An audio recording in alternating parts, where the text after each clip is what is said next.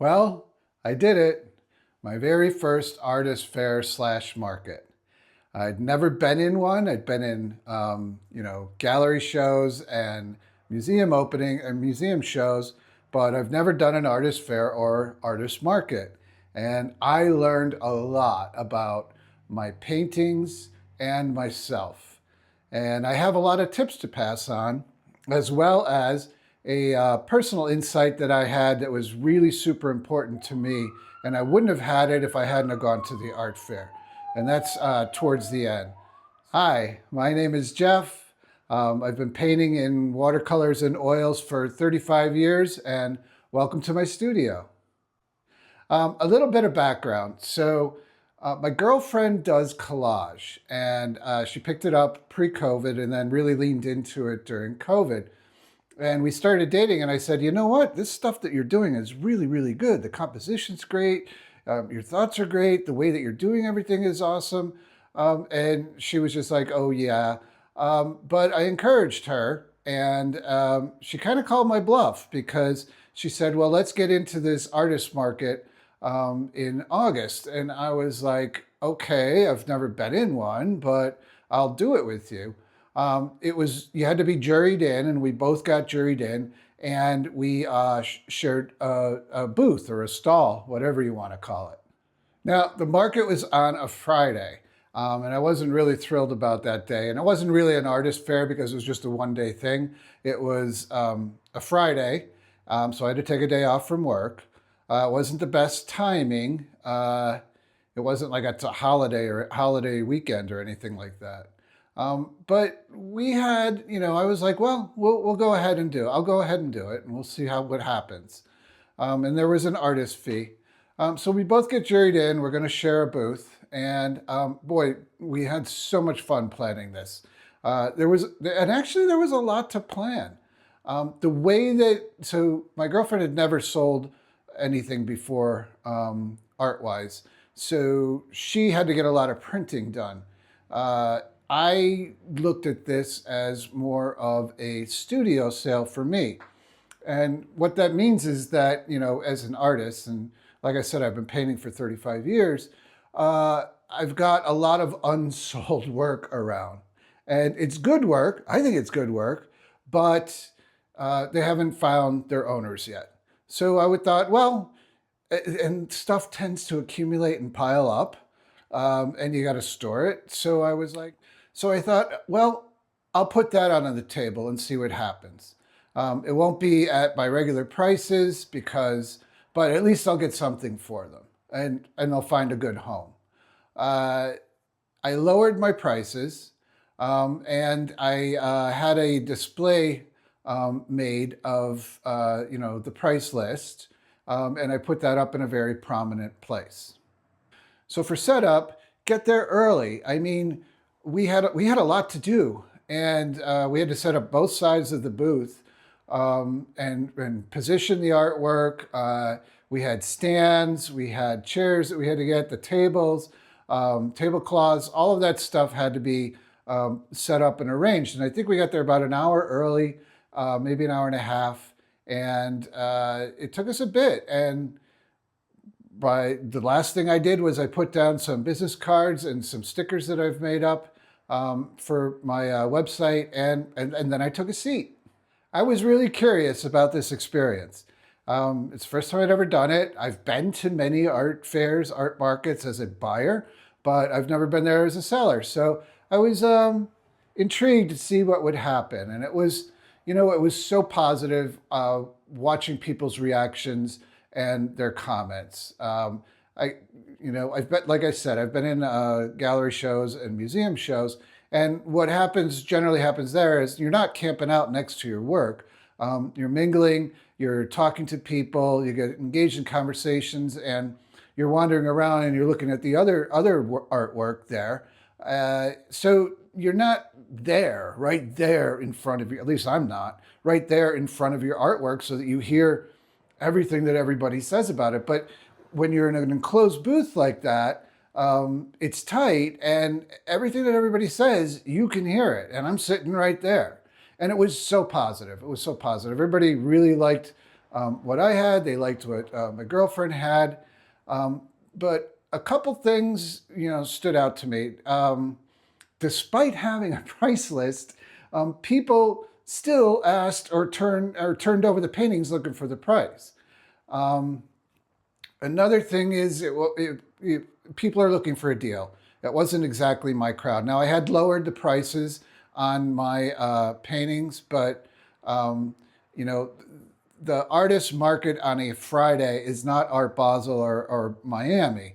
Uh, it's there for some to look, to have a good time, to get some food, and maybe if they see something they like, which that's in their price range, they'll pick it up. The crowd analysis was really interesting. So it depended on the time of day. Uh, it started at noon, and we got a lot of people coming through who were, seniors, grandparents with their kids. They were watching the kids for the day, maybe taking them for lunch to the art market. So they wandered around for a while, and then the crowd kind of turned into young couples and moms with their kids. So they're out and about, and wanted to go down to the art market and see what was going on, and have something to do on a Friday afternoon. I was really curious what would happen after 5 o'clock, when work got out. This is a university town, and it took a while, but it only went till 7. So really, the people who might buy or are looking to buy, they had like an hour and a half, and they would wander down after work, before going out to dinner, and there weren't a lot, and it tapered off. It really did taper off around 6:30, and it was pretty much deserted at 7. One thing I found it hard to do, um, is to talk to people, and I don't really usually have a problem talking to people, but when you're a salesman for your own work and you're sitting right there, it's hard. It was really super hard for me to gauge when to talk to somebody, and when not. Of course, if they asked me a question, I would answer their questions. Or sometimes, if they're looking at a piece, I would tell them the title because the titles weren't on the pieces. Another thing you should probably do. Um, but I don't want to come over as overly used car salesman like. On the other hand, I didn't want to just be bumping along. So it was really hard for me. And I think that if I've done it more, you would get a sixth sense about when to approach a customer and when to back off. But like I said, it was my first one, so it was a learning curve. I also made the mistake of taking too many paintings, and then what was overflow I put into a cardboard box, and they were the same price as everything else. But because they were in a cardboard box, everybody thought that they were even cheaper. And when they asked the prices on them, one lady made a face as if, really. But live and learn. Maybe I should have said, hey, I'll cut that in half, or I'll cut that by a third, or whatever. I didn't. I lost the sale, uh, but it was another learning experience. One of the most exciting things that happened is my girlfriend sold her first piece of work ever. Um, and she sold it to a delightful young woman who came by. It was two women.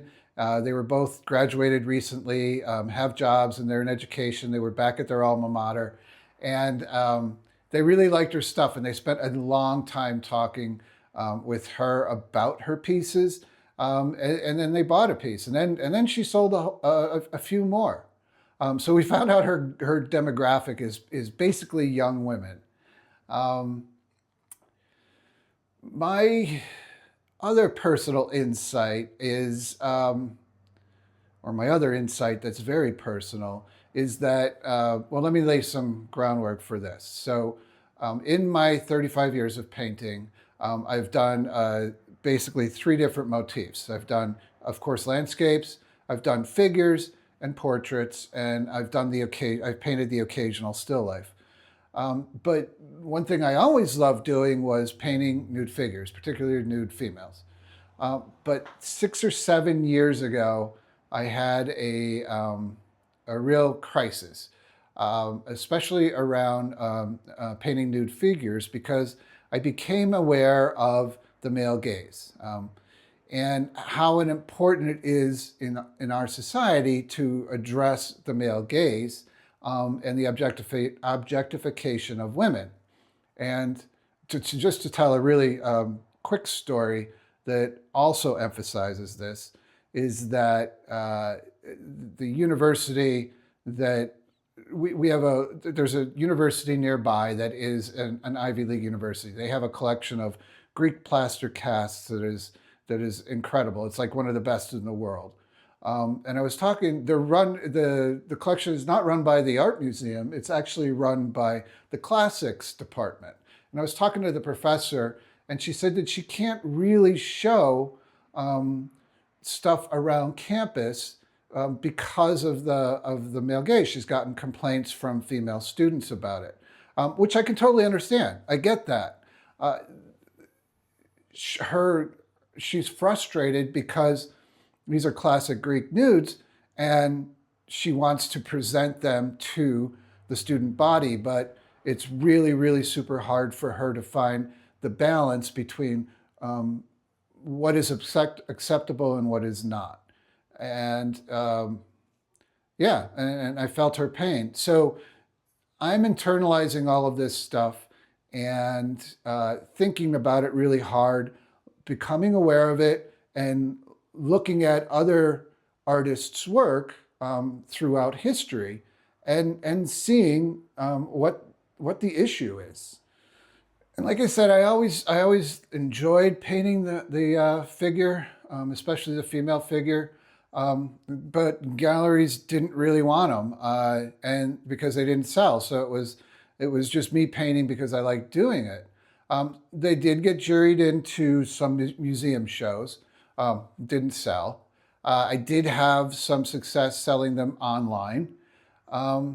Maybe it's because I wasn't a good painter, but other stuff sold. So, but when I asked the women in my life, the women that are important to me in my life, about what I was going through, trying to reconcile painting the nude female figure and what was going on, what is still going on in society at the time, I kind of got, every single one of them kind of gave me the same look. And it was a look, but they didn't answer me. And it was a look that was really hard to interpret. So the way I interpreted it is that, I was wrong to be painting nude female figures. But they didn't want to hurt my feelings, or maybe I'm a bad painter and they didn't want to hurt my feelings. But I think it's the first one. So I stopped painting nudes, stopped. And my current girlfriend, we started dating, she's like, you have all of these female nudes in your supply closet, or the collection, the place where all the paintings go. To be stored, and she said, "How come you're not painting female nudes anymore?" And I said, I told her the story that I just told you, and she said, "Yeah, but you're not idealizing them or objectifying them, or there's no overt sexuality with them. You're painting women as they are." But I wasn't convinced. I really wasn't convinced. One thing my girlfriend did convince me to do is to get some prints made. And I got prints made of, 3 were figures and 1 was of my dog. So of a painting that I did of my dog. So I picked 4 paintings, got 5 copies of each, and 1 is a full-on nude. And when we were setting up, my girlfriend came over to look at where I had placed things, and then she put the print of the female nude right at the end of the table where everybody walking by could see it. And I was a bit concerned. I mean, this is an Ivy League university town. I thought I was worried that I would get comments or asked to move it or something. I didn't know, but I was not apprehensive, but slightly concerned. And if anybody said anything, I would have moved it immediately. So I was watching the women who walked by and glanced down at it, and this is the painting, and they all looked at it like, I don't care if they were 80 or 18, they all looked at it. And when they looked at it, these women gave like this smile, and it was a smile to themselves. It had nothing to do with anybody around them. And I thought, well, that's interesting. And young women were especially interested in the female paintings, the female nudes, the female figures that I had. And they all looked at it. They commented to each other on them, and there was nothing negative at all. They said, "Oh, this is really good." And then one woman said to me, she said, "Do you have any more of these paintings in your women's series?" And that just blew me away. I was surprised. I was really, really surprised. It made me feel a lot better about painting the nude female figure. And I immediately started thinking about other paintings that I could do and to start painting them again. Other than my girlfriend selling her very first piece of artwork, that was the thing that really made the art market worth it for me. I mean, we made some money. We made back our entrance fee, and I sold a little bit for so I could buy some paint. It wasn't a killing by any means, but that young woman making that remark really, really encouraged me to go back to painting the nude figure. So the whole thing was worth it just for that. Now, by no means am I an expert on art fairs or art markets or being in them. Like I said, this was my first one. But I do want to say a few things about if you're thinking about doing it. Here's a few things to think about when you're considering it. Have the prices directly on your artwork somewhere, somehow, whether it's one of those little dots with something written on, or a piece of blue tape or something, because everybody flipped it over, flipped it back. Nobody looked at my price list. Nobody cared about my price list. And over again, I heard, how much is this? How much is this? How much is this? So have it somewhere where they can find it. People are used to flipping things over, especially original artwork, to see if there are prints, to see if there's a price on the back. And I was also really surprised at how my prints sold. And I probably shouldn't have. I sold one original piece, which was a watercolor, but everything else was prints. So consider having prints of your own artwork there for sale. Prints were always problematic for me because I personally have invested over a lot of time in getting the printing right. It's my artwork. I wanted to reflect what my artwork is. And I kind of gave up on prints because of that. But we found a printer nearby in town that is willing to work with us. And they came out pretty good. I liked them. So I'm probably going to get more prints made and offer them on my website.